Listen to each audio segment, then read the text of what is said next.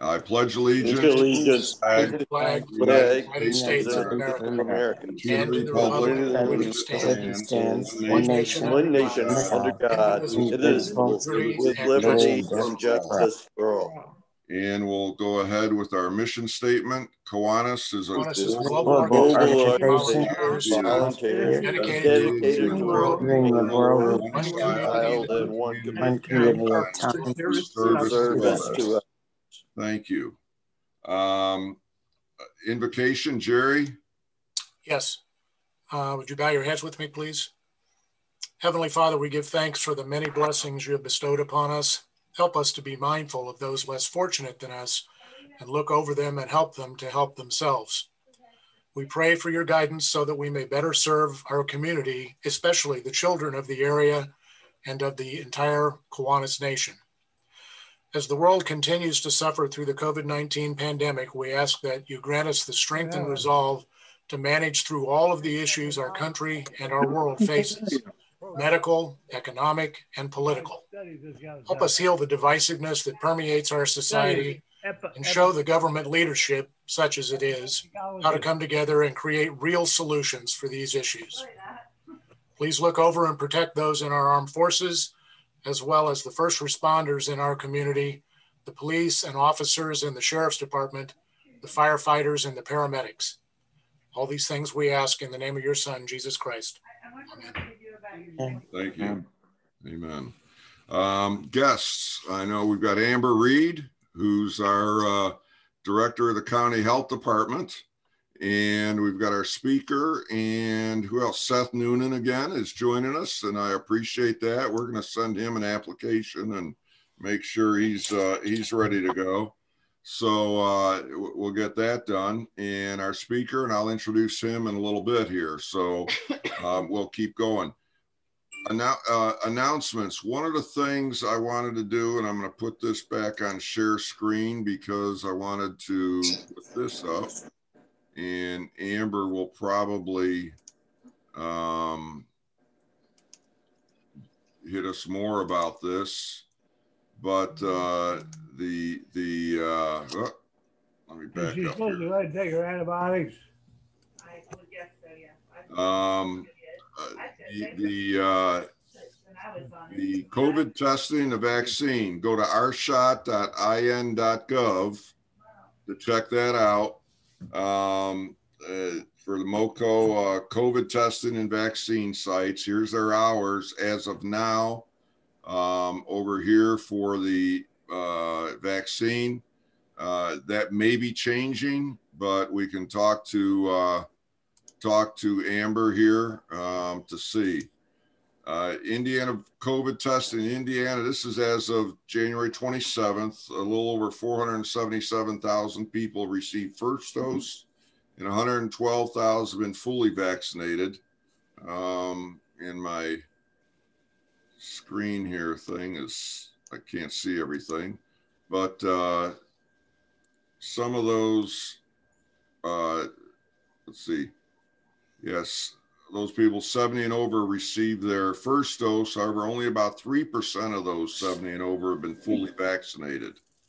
As far as MOCO, we hope we'll be getting 1,000 doses next week, basically double what they received last week. So that's a better sign. They vaccinated almost 1,000 people here in Montgomery County, but actually 1,800 MOCO residents have received through other locations and everything the first dose. 220 have gotten fully vaccinated.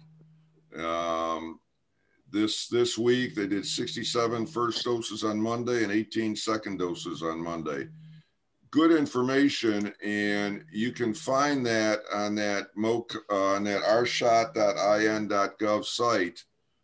There's a whole dashboard that you can get to. Amber, did you want to say anything about that? So what I'd probably like to add is, as Gary mentioned, watch ourshot.in.gov because things are changing. What we're doing locally, the hours won't change. We're just able to open more slots per 10 minutes. And so we'll see appointment availability increase. It's been great because we've had volunteers. We've got upwards of 100 volunteers for this site, and that's been amazing from our community. Part of those are medical, obviously, because we're doing vaccinations and we have an observation piece, but we also have non-medical opportunities for registration and runners. So if anybody's interested, you can send us a message or email. Gary knows how to get a hold of us if you're interested in signing up. And our volunteer coordinator, Samantha Cravens, I'm sorry, she got married, can handle all that. She's fantastic, and we'd love to have any of you there. This testing, we've had some confusion, and I'm not sure the best way to communicate this, because the registration looks similar for both the testing and the vaccines. So we've had some confusion where people have signed up for testing thinking they're coming to get a vaccine.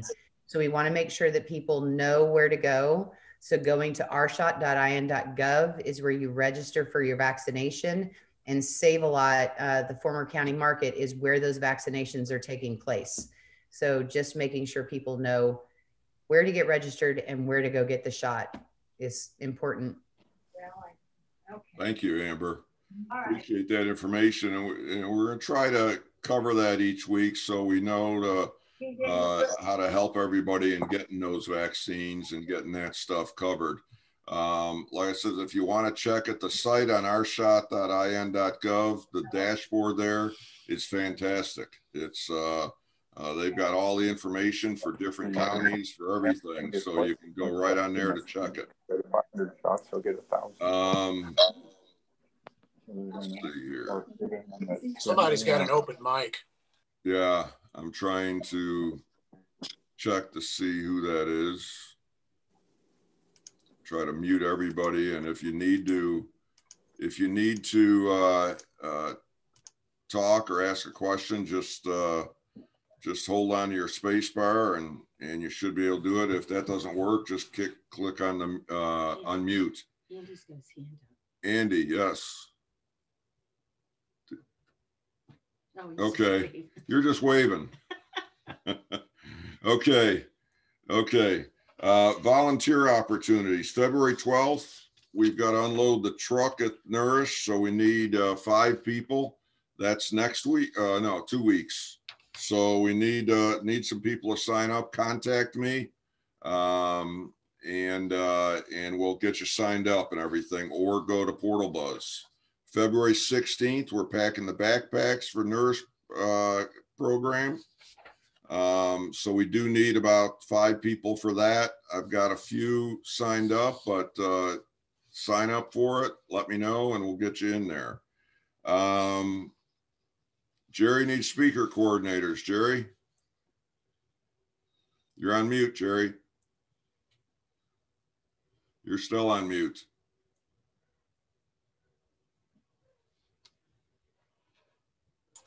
My spacebar wasn't working. Yeah. I'm still looking for coordinators for April and for July.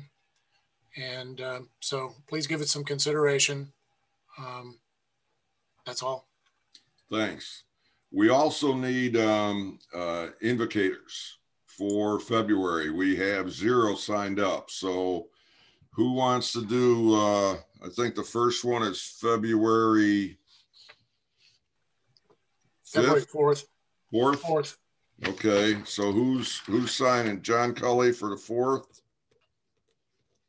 And who's got the 11th? I'll do the 11th. Okay. And the 18th? Come on. Okay, Andy. Okay, and the next one will be the 25th. So one more. Jim or Carolyn? Carolyn, I'll put you on the first one in March. Okay. And we'll get all of them out to you and everybody, so everybody has those. Thank you. Gary, yes. Mac Petty. Yes. When's the unloading? Do you say February 16th? The unloading is of the truck is February 12th. 12th. Yes. All right. In Good. February, you want me to sign you up? Yeah, is that at 9 o'clock? Yes. Okay, Okay, you're signed up, Mac. good deal. Thank you. Thank you. And then the 16th is packing the backpacks. So I know Don Thompson wants to be in there, right, Don? Am I signed up, Gary? Yes, you're signed up. Okay. I am too. Okay, yeah. Okay. Scholarship forms, we've got all of those out. So that's going okay. Hopefully, I don't, Sharon, have we gotten anything back yet? Sharon Kenny, where'd you go? No, we have not. Nothing back yet. Okay. Don Thompson, by the way, since you got up and moved, you did sign up for the packing backpacks. He's on mute. He said okay, but I guess. Yeah, you're on mute, Don. That's on the 16th at 4 p.m. Okay. Member updates. Any member updates? I haven't received anything else on the health of or anything of anybody. Okay. Nobody has anything. Community involvement, same thing. No in-person meetings. Pancake Week is in March. Caleb, did you want to say anything about Pancake Week? I've got one of the two big sponsorship requests out, so we'll see where those go.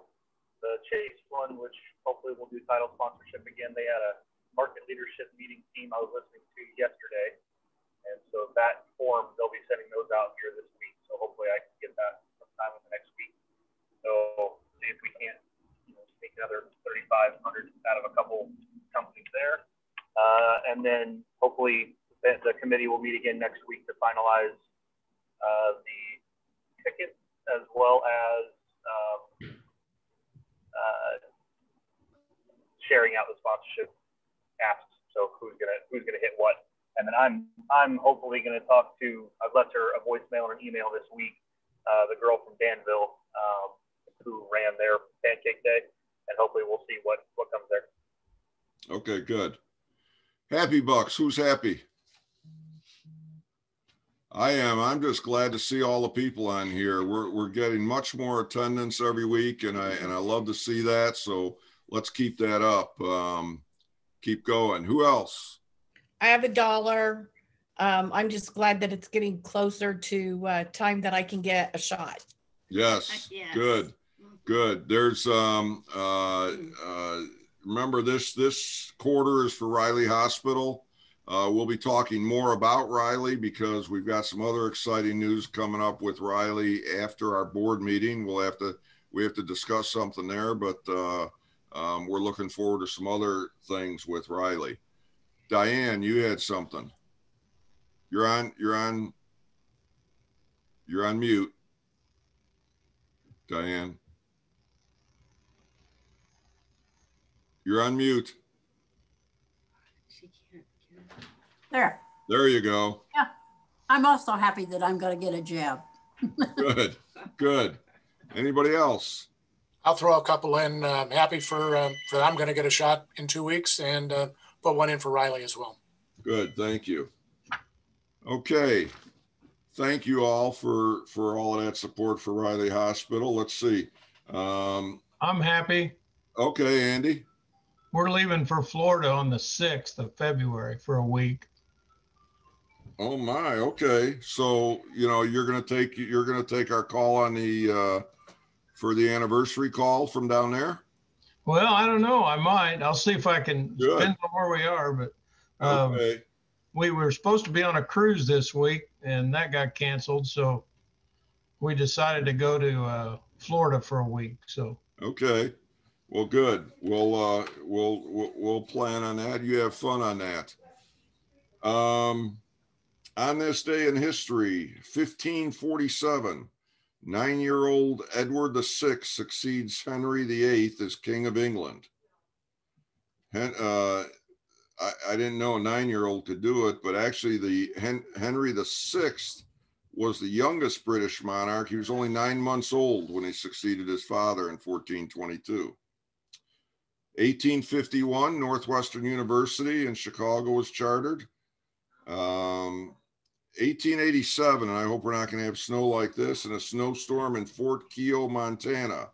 The world's largest snowflakes are reported, being 15 inches wide and 8 inches thick. Imagine that. Shovel, wouldn't it?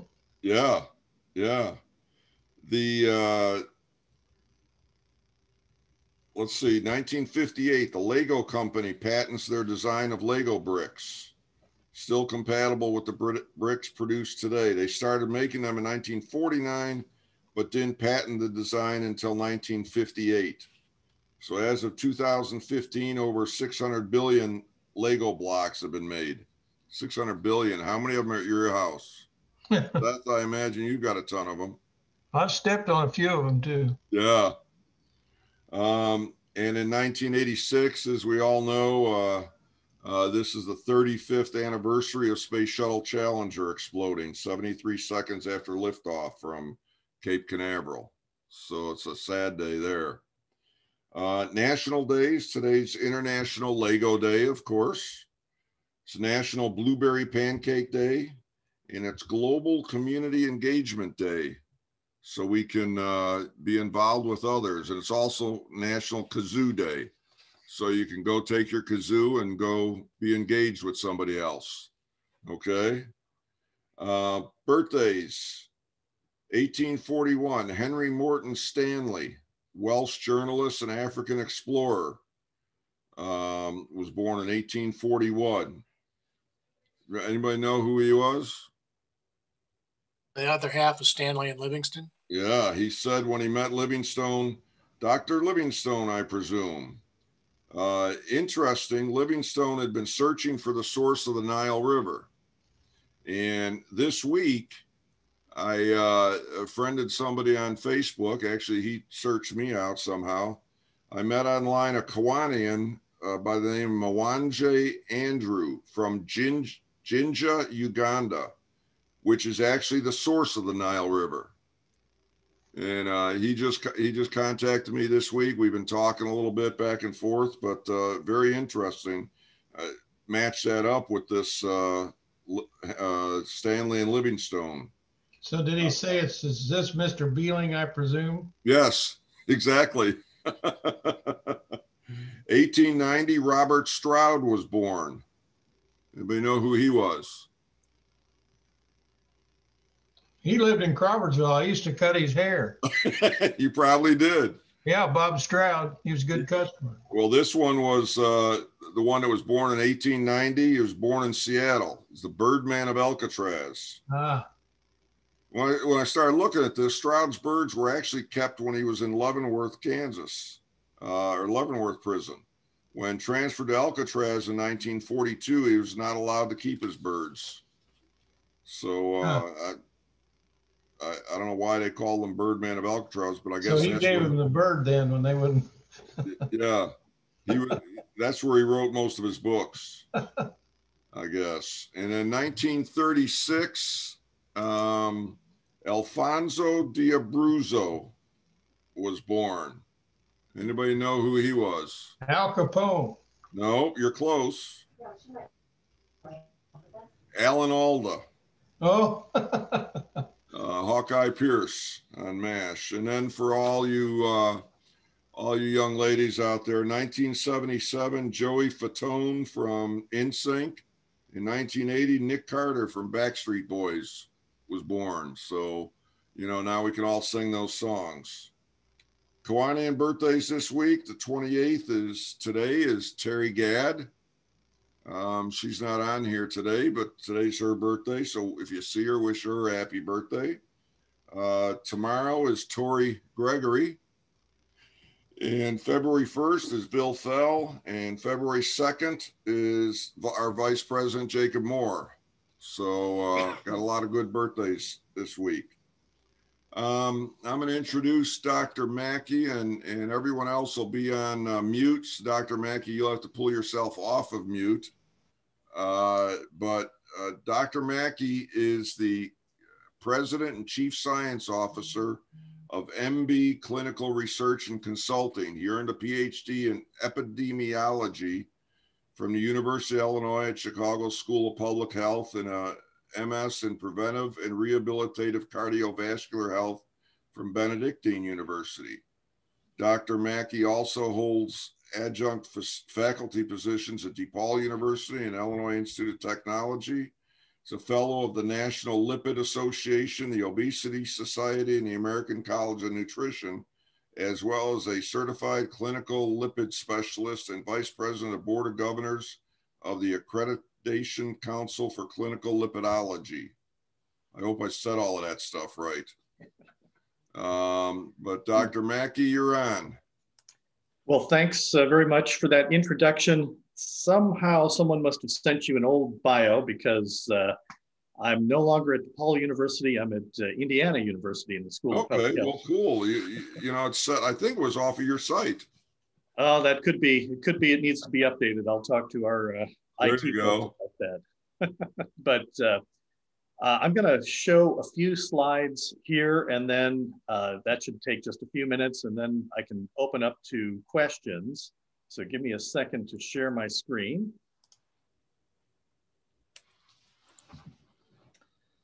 All right, now hopefully you can see the screen there. And so I'm going to talk about SARS-CoV-2, the virus that causes COVID-19, a little bit about minimizing risk, and then some considerations about vaccines and treatments. As I mentioned, I'm an adjunct professor at Indiana University School of Public Health. And then also in my day job, we have a research clinic, actually 6 locations in the Chicago area, where we run clinical trials to test drugs in development. And over the last 6 months or so, almost everything we've been doing has been COVID related, treatments, vaccines, and diagnostic tests. So it's been all COVID all the time for a while. And I happen to be talking to you from sunny Florida, where I've been trapped with all the warmth and the sunshine since the pandemic started. We also have an office in Florida, and this time of year, for reasons you'll understand, I tend to choose to be in Florida. So I'm going to say a few words about transmission of the virus, where people are getting exposed and how we can reduce the spread, and then talk a bit about vaccines and just a few words about treatments.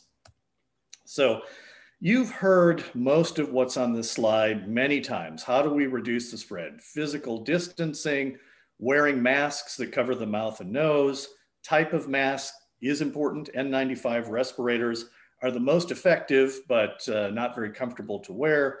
They're more effective than surgical masks, and surgical masks are more effective than cloth masks. Recently, there's been a trend for people to be wearing 2 cloth masks. So masks are effective, and you know, we shouldn't have a sense of complacency, though, if people are wearing masks, because while they are somewhat effective, they're not 100% effective. So the other items on this list are important: hand washing, surface disinfection, avoiding large gatherings, and then also smaller multi-household gatherings, because you'll see in a moment that most transmission of the virus is occurring in the home. But number 6, controlling air quality, is something that in my view has not received the attention it deserves. We think that a substantial fraction of the transmissions are occurring through aerosols that are floating around in the air. And so if you pay attention to air quality, you can reduce the amount of virus in the air and reduce the risk of exposure and infection. And so first, I'll just say a few words about what we've learned through contact tracing. When someone gets COVID-19, contact tracers then go out and find the people that that individual has been in contact with. And by doing that, we can get a sense of where transmission is occurring.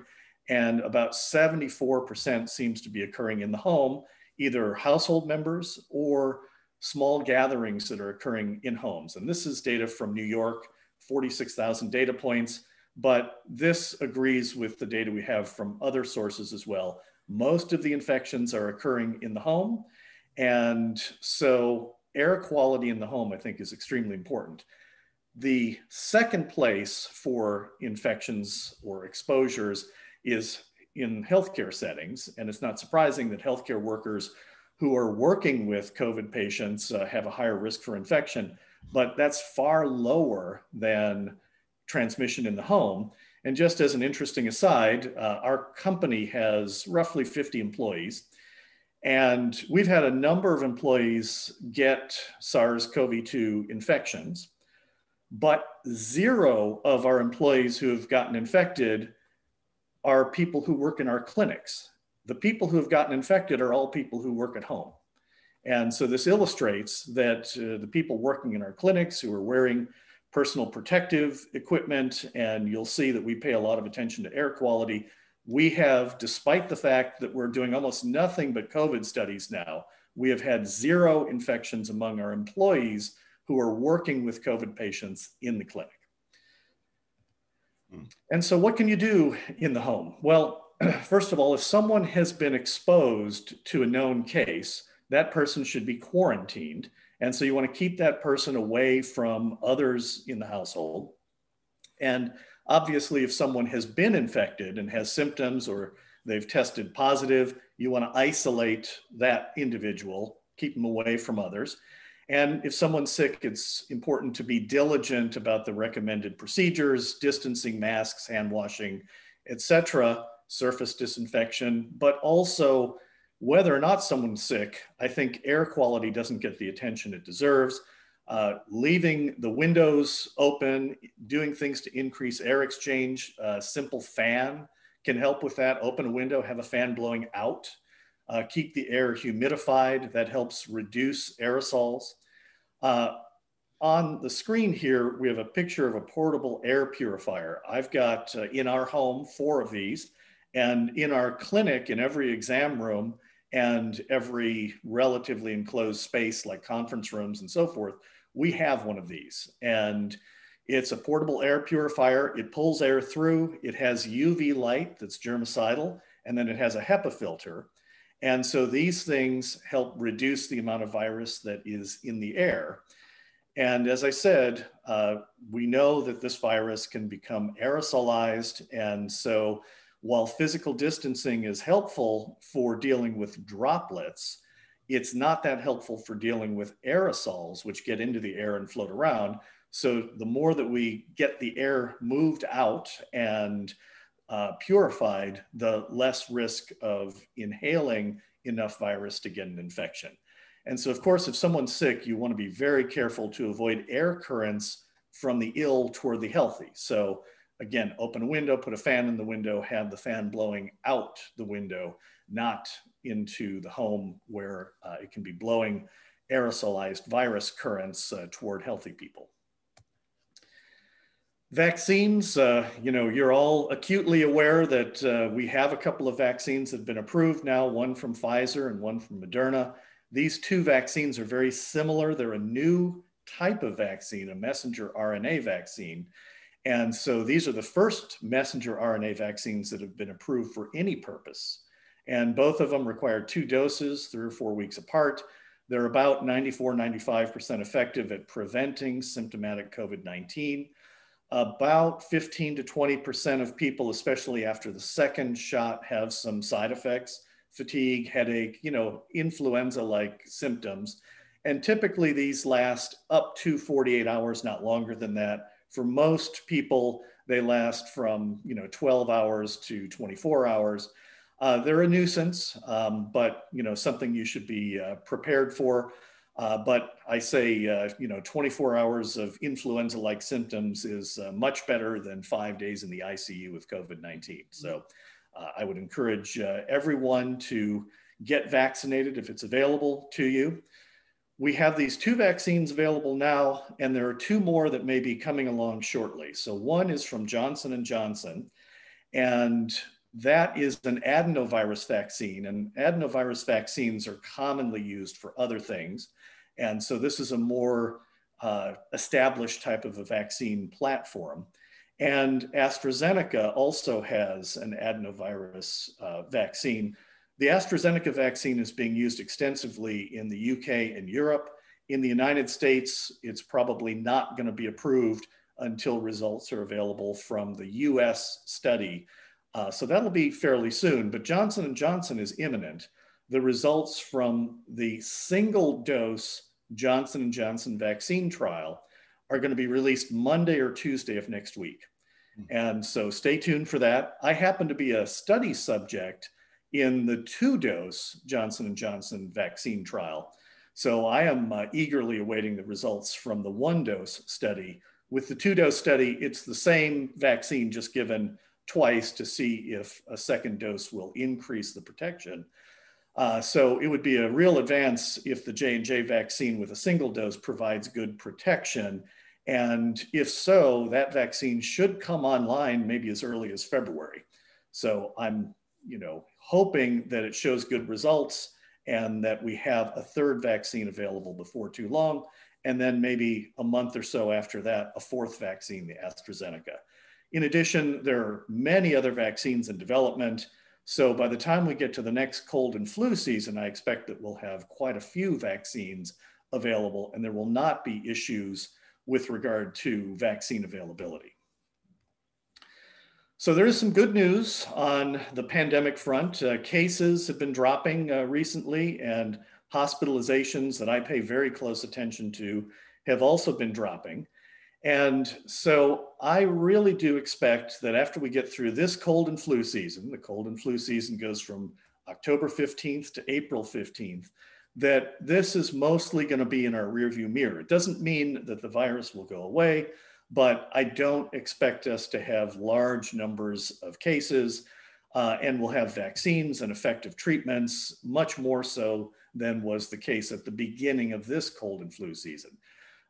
This is a seasonal respiratory virus, and you can see in the pattern there with the number of cases that we had cases in the spring at the tail end of last season. Then over the summer, we had cases, but they were mostly confined to the FACT states, Florida, Arizona, California, and Texas, and not so much in the Midwest and other parts of the US.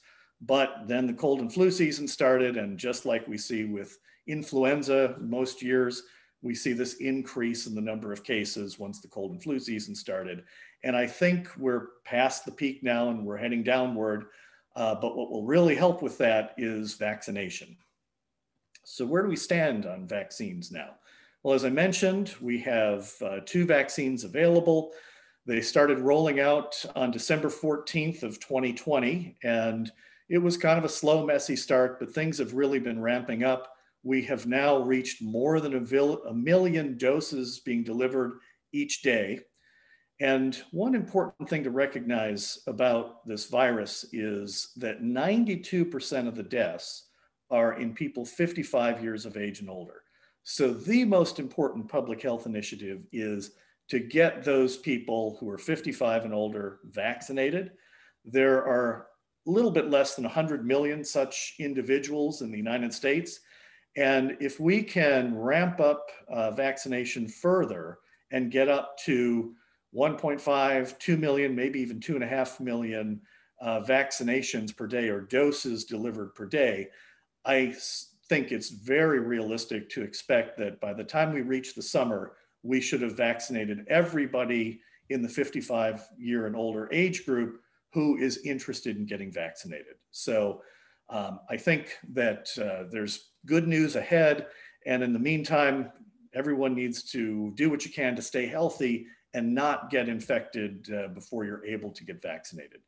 There is some protection after the first dose, but you really need that second dose. And then about a week after the second dose, it looks like there's very strong protection. So don't let your guard down after the first dose. Stay careful. After the second dose, there's more protection, and still follow the public health recommendations, but then you should be at very low risk for contracting the virus. So you've heard undoubtedly about these new strains, particularly the United Kingdom strain, and there's a South Africa strain. These appear to be more transmissible than the strains that have been predominant in the United States. Preliminary evidence suggests, though, that the vaccines should protect against these strains, but in particular, the South Africa strain, the vaccine may have only partial protection against that.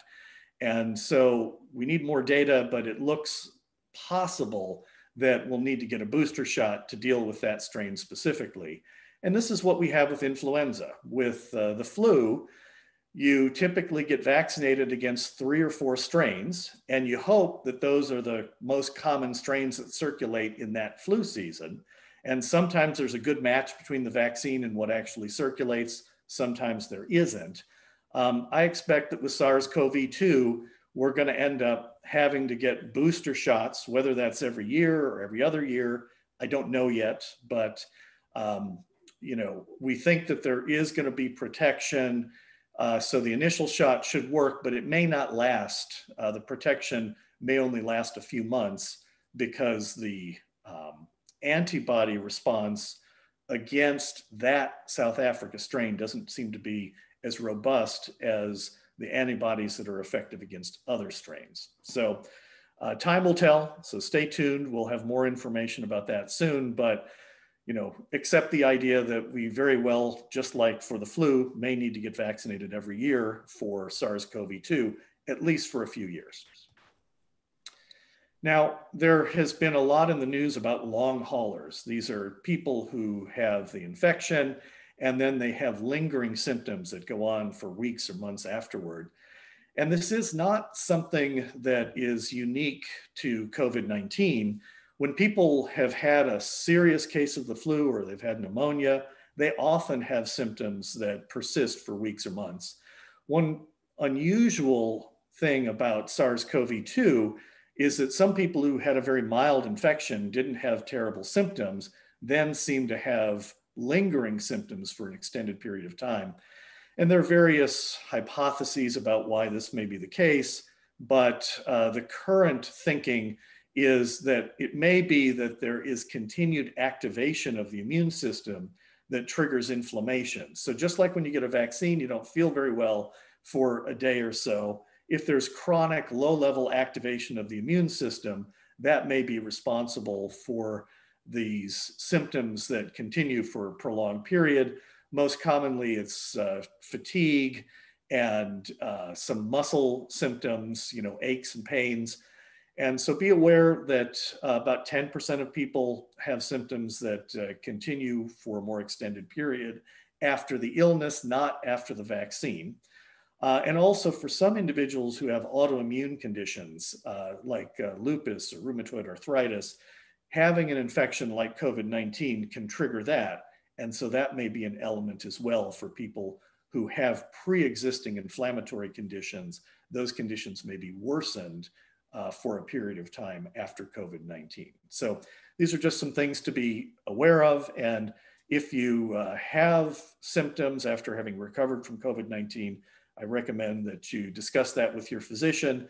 There are some things that can be done, but for the most part, it's you know, dealing with the inflammation through using anti-inflammatories and things like non-steroidal anti-inflammatory drugs, and then you know, waiting for the lingering symptoms to resolve, which appears to be the case in the vast majority of instances. A few words about treatments for COVID-19. We have a lot of good news on the treatment front. And the best news from my standpoint is monoclonal antibodies. So there are 2 companies that have monoclonal antibody drugs that have emergency use authorization from the FDA to treat COVID-19. So Regeneron and Eli Lilly. And full disclosure, I work closely with Eli Lilly on a number of projects and have done studies with Regeneron as well. So I just, you know, want to make that clear to everyone, but I'm very enthusiastic about these drugs because in nursing homes, they reduced the need for hospitalization by 80%. So what they did is a study where they had RVs go out to nursing homes. As soon as there was a case in a nursing home, they'd send an RV out and they'd try and enroll the staff and residents and give them an infusion of the antibody therapy, and then follow them over time to see if it reduced the number of new infections and if it reduced the severity for those people who were infected as compared to placebo. And in that study, hospitalizations were reduced by 80% among the nursing home residents. In other studies, including studies done at our clinic, we saw hospitalizations and emergency room visits reduced by 70 to 80%. And then in Regeneron, with the Regeneron drug, which is the one that President Trump received when he had COVID-19, they did a study in people who were household members of somebody with an infection. And just like with the Eli Lilly drug, they showed about an 80% reduction in need for hospitalization. So these are very effective drugs. If you get an infection, talk to your doctor about monoclonal antibody therapy. While these are very effective, they have not been used as much as they should have, in part because they require an IV infusion, and there are some logistical problems with getting that done. So I really want to encourage you, if you get an infection, talk to your doctor early, because these are most effective if they're delivered early. In addition to monoclonal antibodies, we have some old drugs, colchicine and ivermectin. They're generic drugs, they've been around a long time. We understand the safety profile very well for these drugs, and we have some evidence for both of them that they may be effective, especially if used early in someone who has developed COVID-19. And so again, what I want to urge everyone is, if you or a family member or a friend or a relative gets infected, talk to your doctor about getting these treatments, because very often what happens is people don't feel terrible during the first week. And then during the second week, that's when they get into trouble. But these drugs are most effective when they're delivered early. And so, you know, you're losing time. And I am hopeful that I can get the message out to make more people aware of this. I've already been told in a couple of instances that people had relatives who got sick, and because they talked to me, got them monoclonal antibody therapy. And happy to say that in all cases where people got the monoclonal antibody therapy, they recovered well and did not have to be hospitalized, at least in the instances of people that I know personally. So, take-home messages. Most transmission is occurring in homes and small gatherings. All of the things that have been recommended, and you've been hearing over and over again about masks, physical distancing, hand washing, and avoiding gatherings are important. Surface disinfection is important, and attention to air quality is important.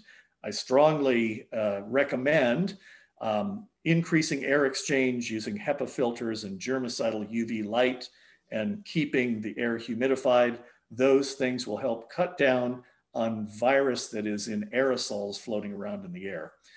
Vaccination is very effective. It produces 94 to 95% protection.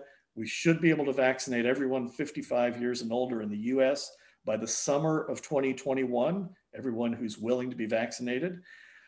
New variants present a bit of a challenge and may require some booster vaccines. So we'll know more by the time we get to the next cold and flu season that starts in October of 2021. And if you get COVID-19, get tested. You know, if you have symptoms, get tested. If you've been exposed to someone who has COVID-19, consider getting tested. And if you test positive, then, you know, try to talk to your doctor about these therapies that are available now that are most effective when used early. Antibody therapies, colchicine and ivermectin, all of which we have clinical trial data now to support the effectiveness of. So with that, I will be happy to take questions about any non-political topic related to SARS-CoV-2, COVID-19, vaccines, treatments, and so forth.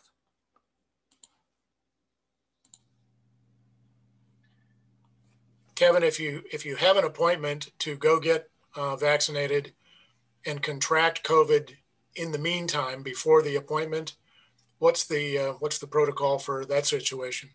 Yeah, the recommendation is that if you have COVID-19 or have had COVID-19, you should wait 90 days before getting vaccinated.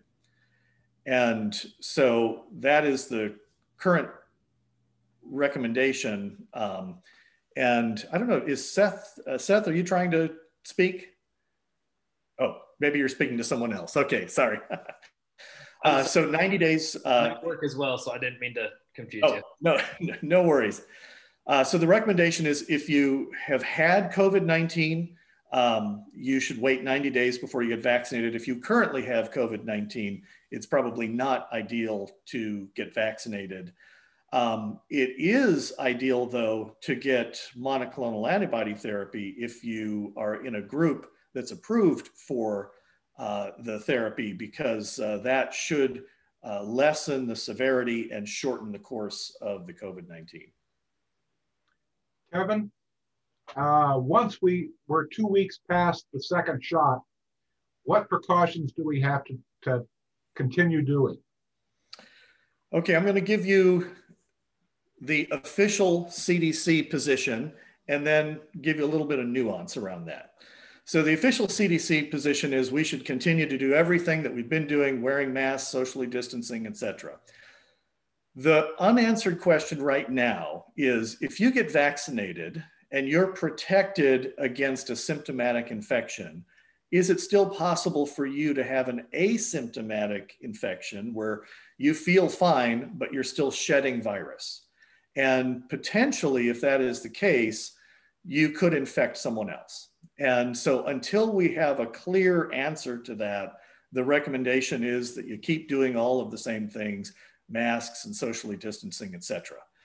Now, I'll add a little nuance, which is to say that I would be extremely surprised if we found that people who have been vaccinated are in any large numbers having asymptomatic infections that are able to infect others. I just don't think that's likely, but until we can rule that out with good data, the recommendations are going to stay the same for everybody. By the time we get to this summer, I expect that the number of cases in the US is going to be much, much lower. And then I think we'll start to see the CDC coming out and saying, okay, maybe we can reduce some of the precautions that we're taking. But I think we're probably going to be wearing masks until the summer. And beyond that, we'll have to see, but we'll have more evidence at that point about whether you can infect someone else if you've gotten the vaccine and you're protected against a symptomatic infection. Thank you, Kevin, for coming today and sharing your knowledge. I did take the antibody. I think I can pronounce it. Bamlanivimab. Bamlanivimab. Yeah, bamlanivimab. Yep. And I think it kept me from getting worse. Excuse me, go ahead. I'll just tell a quick story. We're running studies with bamlanivimab, and in one household, it happens to be people I know well, there were 6 of 7 household members who got COVID-19. And of the adults, there were 4 adults, 2 decided to take the antibody therapy in an open label study, so there's no placebo. And then one of the older adults decided not to. She just, wasn't comfortable. Sadly, she spent 3 weeks in the ICU, is at home now and doing fine, but the other 2 older adults in the household were fine. So I am very enthusiastic about these therapies. I think they're very effective. And of course, it's no surprise because, antibodies are what we produce. It's part of the way the vaccines protect us. This is just short-circuiting the vaccine process and giving you the antibody directly. You know, one thing I was a little disappointed in, and they didn't say anything to me about not getting the vaccination for a period of time after I had the infusion. And according to what I've found out now, and you may have heard me talking about it earlier, I don't know, but I was told to wait 90 days before getting my vaccination. Yeah. So that information kind of needs to get out, I think. Yeah, and that is the recommendation, but quite honestly, it's mostly theoretical. So I don't really think there's any problem with getting the vaccine within 90 days. But having said that, it is the recommendation for a number of reasons. And with bamlanivimab, the antibody hangs around for 3 to 4 weeks.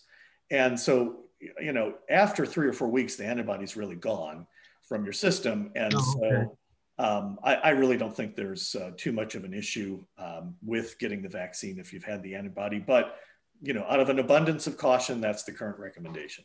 What do you think? Have they come up with any idea what the length of the vaccination is going to be? I mean, how long it's going to be good? We expect throughout a cold and flu season, almost certainly. So a cold and flu season is about 6 months in length. And at this point, we just don't know if it's going to last longer than that. I kind of think that it will, but that's speculation at this point. We just don't have enough people that have been vaccinated and followed for a long enough time. But my expectation is that the vaccination or having had COVID will give you protection for at least a couple of years. That's what I expect, but I don't know that for sure. And we do know that some people have gotten reinfected. So, you know, it can happen, but I think it's going to be rare. So will it be like the chicken pox? We might get shingles someday. Yeah, we just don't know yet. So there are 6 other coronaviruses that infect people. 4 cause common colds. About a quarter of common colds are caused by coronaviruses. And then there's one that causes SARS and one that causes MERS. With SARS and MERS, we know that if you get that, as long as you don't die, you seem to have lifelong protection, which is sort of like what happens with the measles. But if you get the common cold coronaviruses, you seem to be able to be reinfected after 6 months to a year. So we don't know where this one falls in that spectrum. And, you know, we'll know more in a few months. There's a lot of talk that the 2 variants, the British variant and the South African variant, could become dominant in the next 90 to 180 days.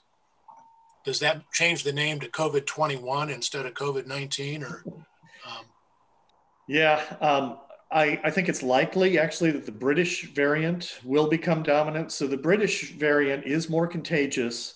Right now, as of last week, it had a prevalence of about 1% in the US. So of all of the confirmed cases, about 1% were the British variant, but it has been doubling every week. So you go 1%, then 2%, then 4%, then 8%. You don't have to go too many weeks before you're over 50%. So we're in a race now to get people vaccinated before that variant becomes dominant. And I think we'll win the race. I think we're on our way to winning that race, especially if we get 2 more vaccines online. But it is concerning.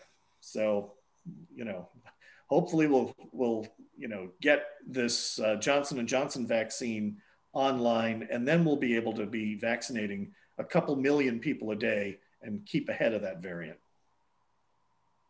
Crawfordsville, what happens if you detected with it after you had your first shot?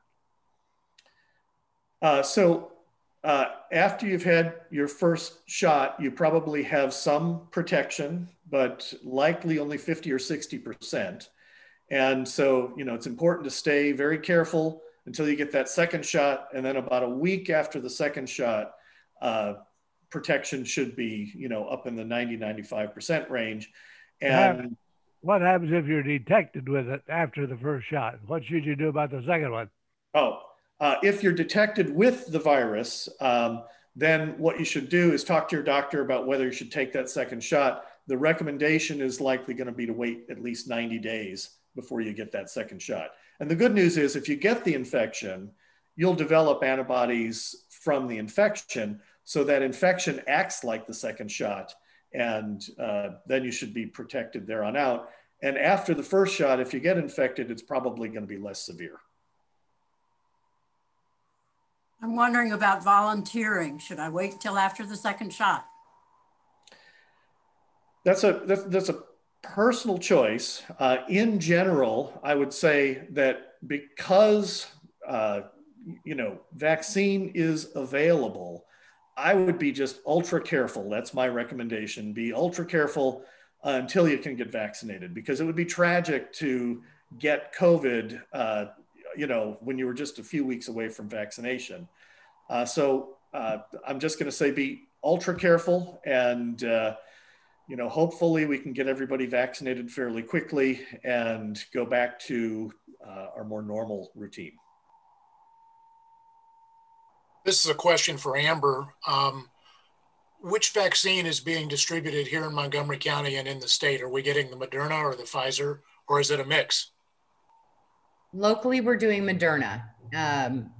But when it first rolled out, obviously Pfizer was throughout the state. I was personally a Pfizer. I'm Team Pfizer, and some of those original hospital locations that were vaccinating healthcare, they're still Pfizer. But I know that IU Health Arnett in Lafayette is doing both now. So it's really about availability. It's a little bit of both, but locally it's Moderna. And I guess that's an important fact. You want to get to the same dose. So that's why it's also important to go back where you got your first dose, and making sure. That was one of the things they were very clear when I returned for my second dose, was confirming which vaccine I received so that I would get that second dose the same. And Pfizer is 3 weeks between doses, and Moderna is 4 weeks between doses. But make sure you know which one you got, so that you stay on the same regimen and get the same second dose. I know at most locations, they are scheduling your second dose when you go to get your first dose. So they take care of that for you, and you don't have to worry about the time frame. They're managing that for you. So stay in touch with them on that. Are they issuing identity cards showing that you have in fact been vaccinated? Mm-hmm. So the CDC provided with all of our kits, we receive a card that the CDC, so you'll have a paper copy, and then in Indiana, everything is going into the CHIRP registry. So there is an electronic confirmation of that as well, but you'll have something you can put in your wallet. I went last night and I was amazed at how efficient it was. Great to hear. Yeah. Love to hear that. Amber. Well, thank you. I have a great team, and we've had great partners to get that rolling. So it just keeps getting better every time we run it. So we're pleased. Thank you. Dr. Maki, just quick questions. I don't know if they'll be quick, but the question may be, the answer may not be. One of the things that I'm hearing about is when it gets kids or in some of these long-term effects that are, whether it be brain issues or other medical issues that are being affected by this COVID, is there reality to that it's caused by the COVID, or is there something else in the system that these young people, and I guess it's happening to older people too. I know somebody that they got COVID and then all of a sudden they blame the heart attack and everything on that. Is that factual information or what? It is, in the sense that early on, the symptoms and potentially the pneumonia is caused by the virus. Later on, the problems that occur with COVID are related to two things: the immune response. So if you have an excessive immune response, you can have too much inflammation. And then the second thing is clotting. And so after COVID, people have excessive tendency to clot. And of course, excessive clotting can lead to things like heart attacks and strokes, which is, you know, why aspirin, as an example, is used as a blood thinner to reduce the risk of a heart attack in someone who's has known cardiovascular disease. And so these are real. And so that's why it's important, number one, if you get COVID, to get treatment. And you may remember me mentioning colchicine as a treatment. Colchicine is a drug that's typically used for gout. It's an anti-inflammatory. And part of what it does is it tamps down the inflammation that can cause some of the problems. So some of the lingering symptoms probably relate to prolonged inflammation. And we know that inflammation, if it's prolonged and excessive, can cause other problems. So again, it's important to get treatment quickly and, you know, talk to your doctor about what the best treatments are.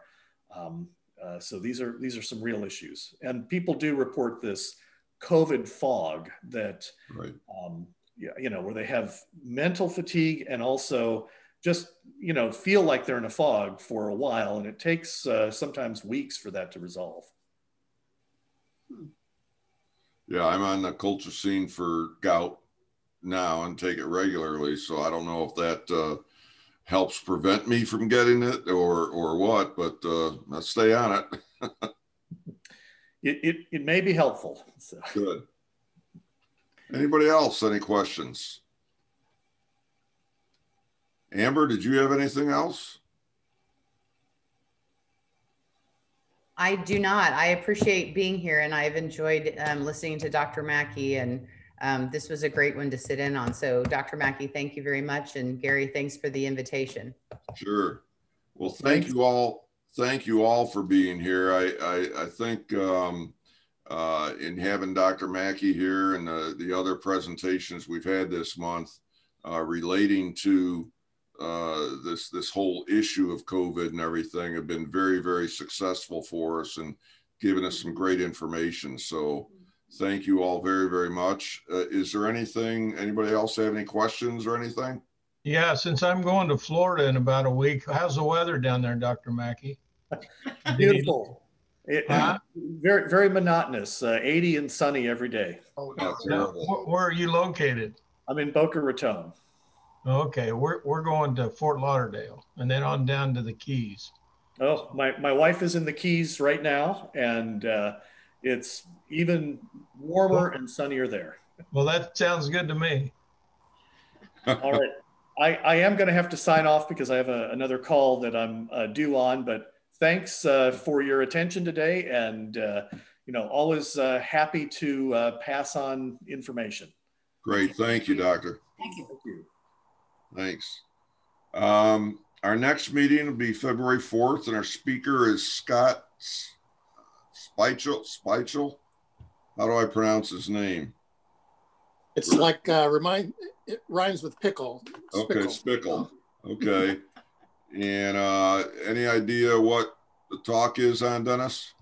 Yeah, he's a very enthusiastic pharmacist that does a lot of work with the Quantians down in Greenwood, but he's also driving force of a website that's called Footprint, and he gets shoes for third world countries. And I really don't know too much about it, but he started this fundraiser type thing. Good. Okay, thank you. There be nothing else quoted today. Helping others isn't a chore. It's one of the greatest gifts there is, by Leah Kabidi, who is a, I don't know what she is, but thank you all for attending. And if you have any questions, I really appreciate everybody being here. And Seth, we will get you an application. Okay.